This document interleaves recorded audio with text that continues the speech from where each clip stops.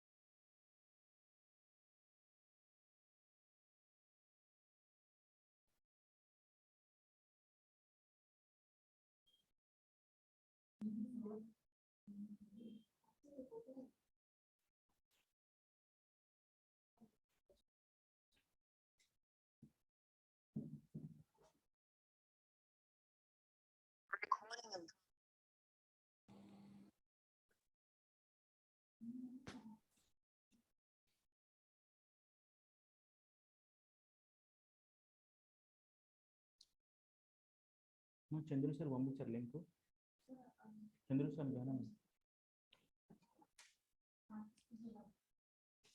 Very good morning I'm Dr. Ramarao, Associate Professor, Head of the Department of Physics, Institute of Sciences. I'm very thankful to participants of AICTE Atal MBA program. Being a coordinator taking as initiation this topic, pharmacist experiential learning and emergency medicine. Theme modern medicine. A call that decides life and death. So more than 160 participants has participated in this program. I'm very thankful to all. Now I would like to invite our dynamic principal, Professor Ramarao Nadendla, to inaugurate this program.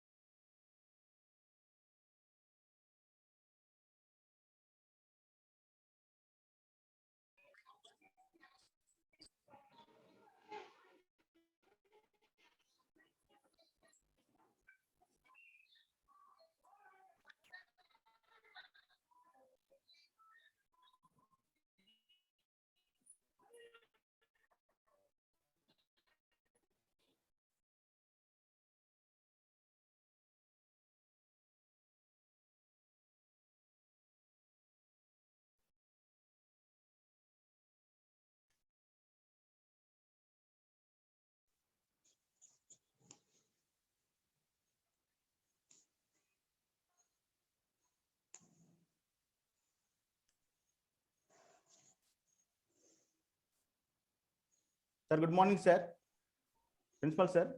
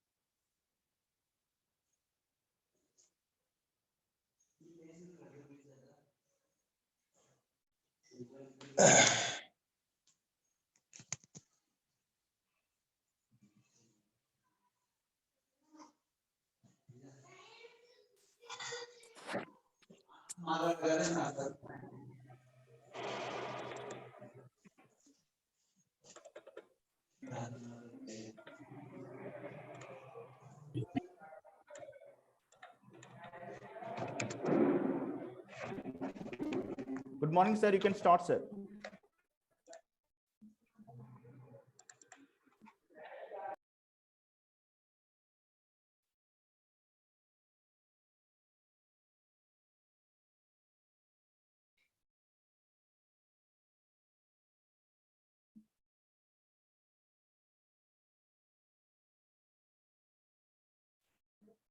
Connecting audio.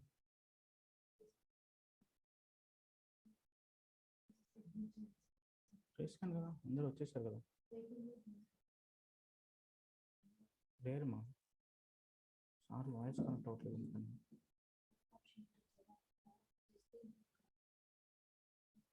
Sir voice రావట్లేదు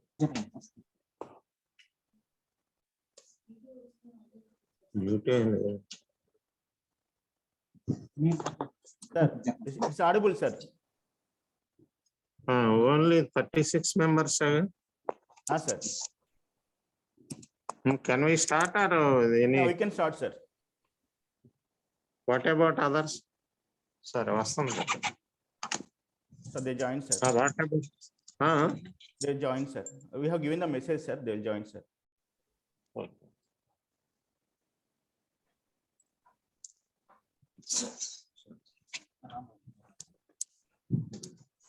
40 members joined, sir.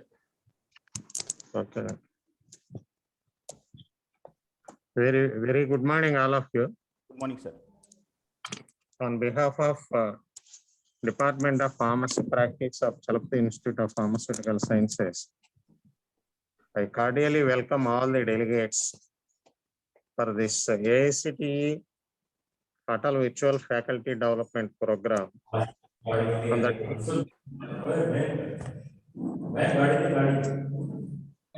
On the topic of pharmacist experiential learning on emergency medical care,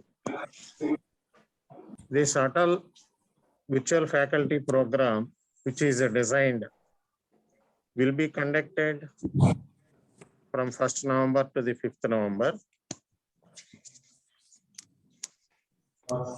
We invited speakers covering 20 emerging areas.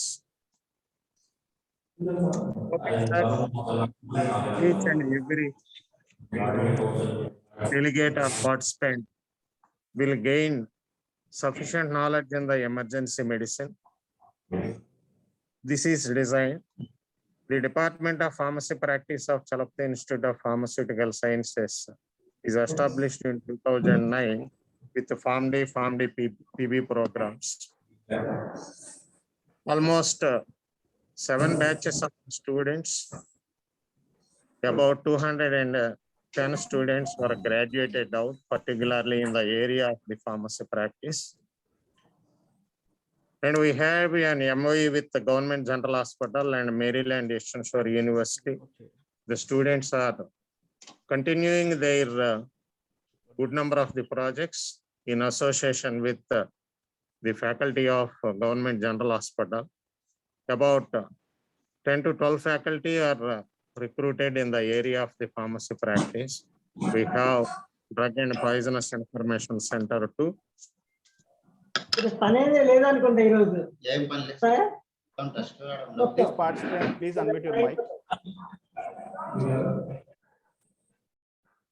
Sir, you can carry on. I profusely thank All India Council for Technical Education for granting of this virtual AICTE Atal training.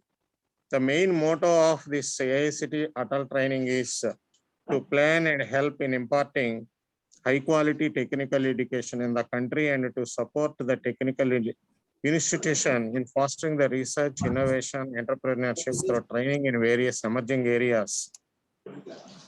As I expressed my view, the program which is designed for these 5 days is pharmacist experiential learning in emergency medical care, which is very vital and which is very essential in the present day during the COVID and post-COVID situations.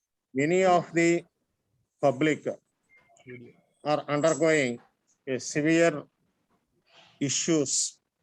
These severe issues will be tackled in the emergency with the medical support based skills. I think that by covering all these 20 topics each day, we have about 4 to 5 topics are being covered. By covering all these topics, by gaining the sufficient knowledge, the faculty and the students will gain more of the basic skills and the support so that they could deliver their duties very effectively.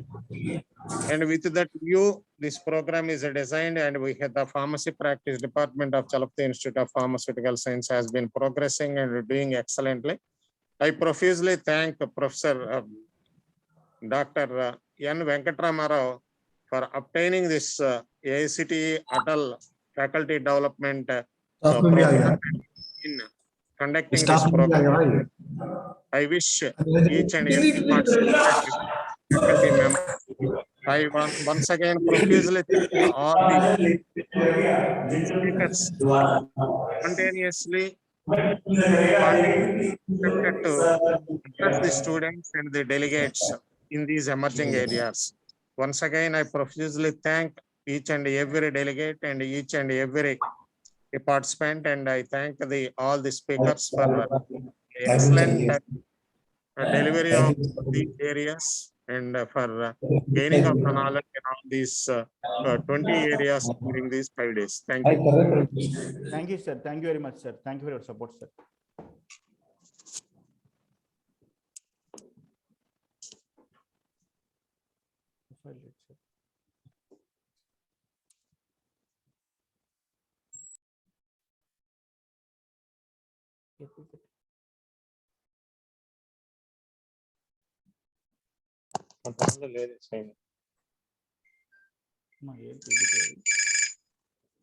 ఇది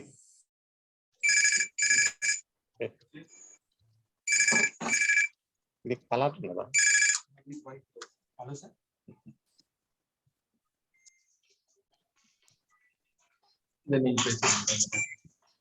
చెప్పండి.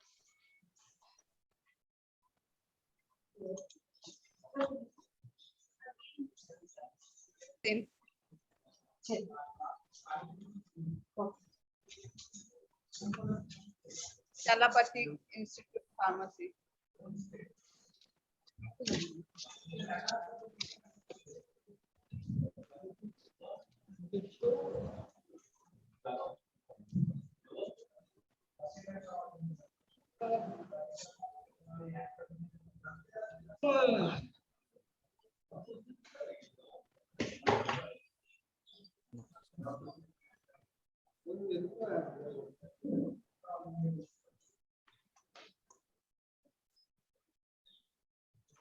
Good morning, sir. Morning.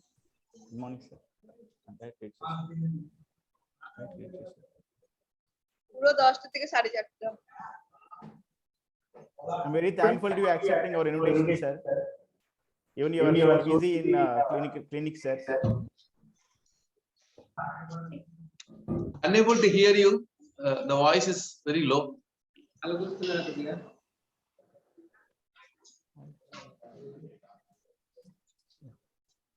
Well, the fan off. Is it audible, sir? Chandresh, am I audible, sir? Yes, I can hear you. Okay, thank you, Good sir. morning. Can you read the profile of Chandrasekharan, sir? Balaji, no sound. Good morning. I'm very glad to read the profile of Dr. V.P. Chandrasekharan Garu. Sir has done their MBBS in Sri Devaraja URS Medical College, Kolar. Sir has done their MD Accident and Emergency Medicine in Sri Ramachandra Medical College and Research Institute, Chennai. Sir is a gold medalist in Accident and Emergency Medicine. Sir is a former national president in the year 2010 to 2012, Society for Emergency Medicine. Sir has a special interest in toxicology. Thank you for giving me this opportunity.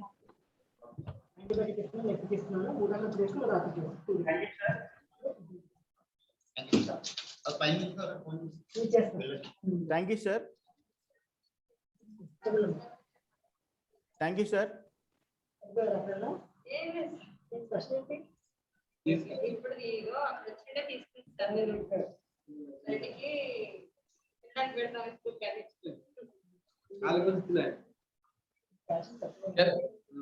Can I start the program, sir?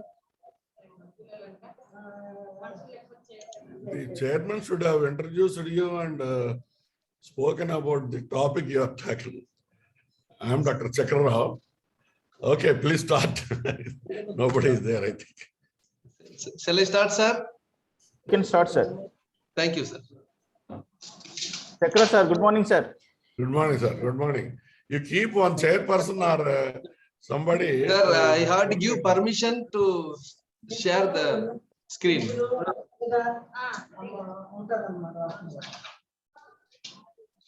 Okay, just a moment, sir.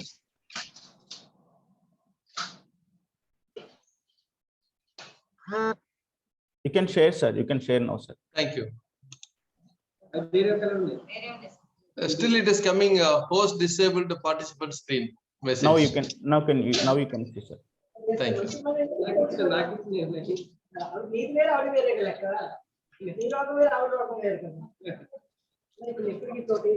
Requesting participant, please unmute your mic. Sir is going to give the lecture. Very good morning. Good morning, sir. Very good morning, everybody. Good morning, sir. I'm going to speak about. Hello. Yeah, very good morning, everybody. First of all, I thank the organizing committee for providing me this opportunity to speak about emergency medicine, past, present, future, with regard to inpatient as well as outpatient approach. So this is the topic given to me. But the time allotted to me is about 1 hour plus. Definitely, I cannot speak for that much time because any lecture which is given more than 45 minutes will not be effective lecture. So that's the reason I would be closing my talk before 45 minutes. I'm sorry for that. Okay, so emergency medicine is the most wanted specialty. This fact has been already known by the foreign country. They all started the emergency medicine in 1969 itself. In 1969, about 50 years before, they have started this specialty. But very unfortunately, in India, it is not started.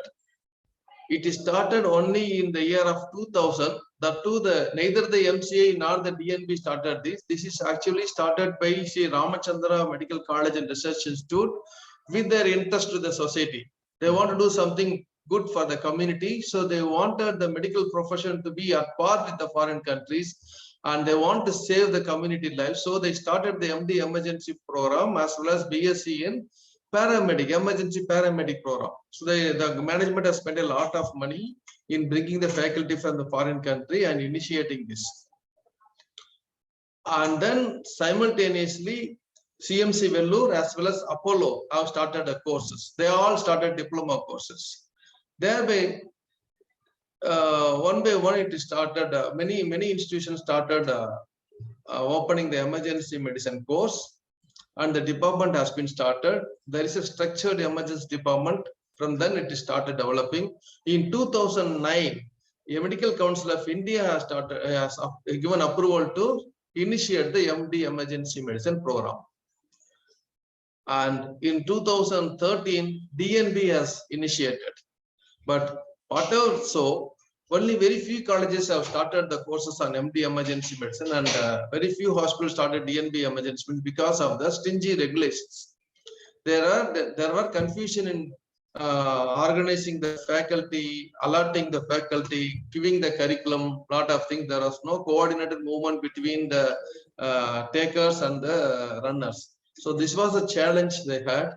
So because of this, the emergency medicine is still dwarf with disproportional growth. In some hospital, you have an excellent quality of emergency medicine. In some place, there is nothing is available. Only a freshly completed MBBS person is sitting in the emergency room who doesn't know anything other than referring the patient to the authorities or made sit in the emergency room, because the management and the other consultant felt happy that keeping such a person will be good because there will be no problem.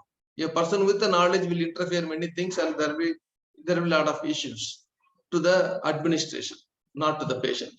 So that is the reason in many places of our country, the casualty is still remaining like a 1930, whereas in some part of the country, it is at par with the foreign countries. So I would rather say in the emergency medicine in India is a dwarf with disproportional growth.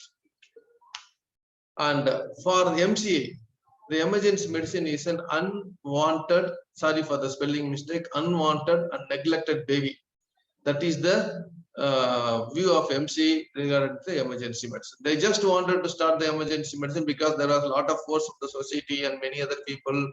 So they started, but they did not really, they were not interested to develop the emergency medicine in the country.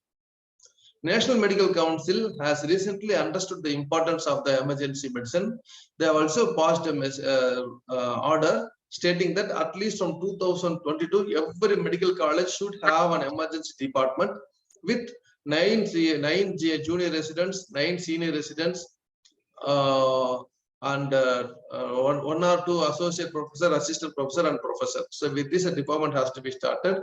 They have also given that at least 2 faculty should be from the surgical department. So with this, it has come. So I thank NMC for this. So this is the introduction related to the emergency medicine. So I would rather say the emergency medicine care is still lacking in India. Only pockets of excellence are existing, and many places the emergency medicine is still a question. So with this, I move on to the talk. The objective of the talk is to speak about in-hospital and out-hospital patients, approach to in-hospital and out-hospital emergency patients. So what was in the past, what is in the present, and what would be in the future? That is the one I'm going to speak about. So approach to out-hospital emergency. So let me first speak about out-hospital, then about in-hospital approach. So a patient in the outside the hospital, maybe in the street or in the home, when they come across with the medical emergency, what was the approach which was in the past, about 10 years, 15 years before? Yes, when it is a medical emergency, most of the time, the public, the patients will approach the nearby quacks, because only quacks are available 24/7 nearby. Though there are qualified doctors, the availability is very less. Or else they go to untrained pharmacists, the first person who may not even a pharmacist, who may not even a qualified pharmacist.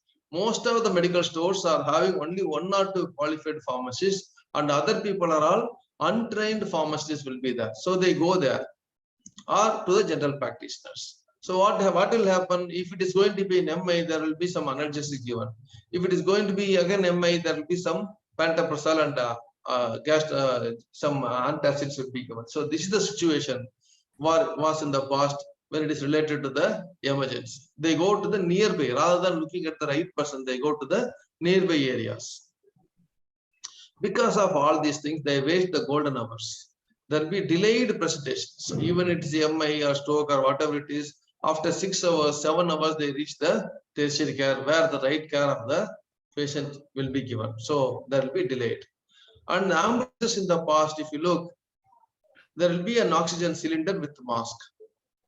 There will be a first aid box, maybe few medicines will be there, but there will be nobody to give to the patient. And a driver will be there who does not even know the basic life support. So this is the situation of ambulance in the past. So the approach to the out hospital emergency were with this. So it was disorganized, no proper care was given in the past. Most of the time they went to the nearby hospital, nearby quacks, nearby practitioners. And golden hour concept was not at all there in the past. Even the ambulance was not given much importance. Ambulance was used just as a mortuary van or just as a shifting cargo vehicle. They'll be shifting the patient, that's all. During the shift of the patient, the care was questioned. So this was the approach in the past when it is related to the out hospital emergency medicine. So let us see some scenarios. Say it is an acute coronary syndrome, a patient with a chest pain. So most of the time, as I told you in the previous slide, the diagnosis were missed. Most of the myocardial infarction have been treated like a gastritis, or have been treated like some gas trouble, or have been treated like a musculoskeletal pain. So this was the problem with acute coronary syndrome in the past. And either it will be delayed one, delayed diagnosis, or missed diagnosis. That was the situation in the past when it is related to the outpatient emergencies. If it is going to be a stroke, yes, of course they know it is an emergency because there will be sudden loss of power on one side, or sudden slurring speech, altered sensory, all these things will be there. So they know to reach the hospital. Again, they will reach the hospital at late hours. Nowadays there's a concept of thrombolizing. If they come within 4.5 hours, intravenous thrombolysis. If they come within 6 hours, even intra-arterial thrombolysis can be given. But for all these things, the patient has to reach within an hour. How early they can reach, that early they have to reach. But this concept was not there in the past. The stroke patients also will take 6-7 hours or even sometimes days to reach the tertiary care center where the neurologists are available. When it is coming to trauma, there is no concept of ATLS, no concept of golden hour, and the spine was under the care of God, and the primary survey concepts was not there. So this was the situation when it is in the pre-hospital area, and the outpatients have been just like that, bagged into the ambulance, just with oxygen. They'll be shifted to the center, nearby center, not to the appropriate center. And when it is a cardiac arrest, the approach will be very bad. They'll be just like that, shifted to the nearby hospital, where the physician will just throw the torch, look at the people whether it is constricting or not, and they'll be wasting their valuable time in checking the BP and the peripheral pulse, and they will declare it. They don't even attempt a CPR in the past. This is the approach to outpatient emergencies in the past. And most of the time, people themselves will not bring to the hospital. A physician will be called from the nearby clinic to declare the case. So this was the situation which was given in the past to the outside outpatient emergencies. So presently, what is the situation? We discussed about the past, but presently, what is the situation? Let us see. Presently, there is moderate awareness. I can say in the cities, there's a good awareness. In the towns, there is some awareness, but still in villages, the awareness is question mark. And I thank the Satyam groups. They initiate this 108 EMRI, and later it has been shifted to other hand. But really, there were periods when I was doing post-graduation in 2000, that time the 108 was not there. But in foreign countries, they used to discuss about 9/11.